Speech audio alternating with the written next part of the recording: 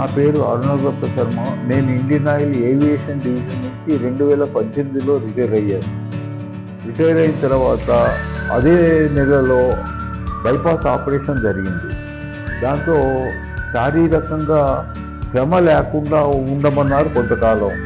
అది కంటిన్యూ అయిపోయింది. దాంతో అనీజీనెస్ పెరిగింది.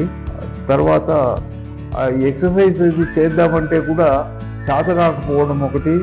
తర్వాత వాకింగ్కి పోదామంటే భయం వేసేది, ఎక్కడన్నా కింద పడిపోతానేమో, ఎవ్వరు లేకపోతే రోడ్డు క్రాస్ చేసేటప్పుడు ఏమన్నా కింద పడతానేమో అని చెప్పేసి ఆ భయంతో చాలా కాలం మానేశా.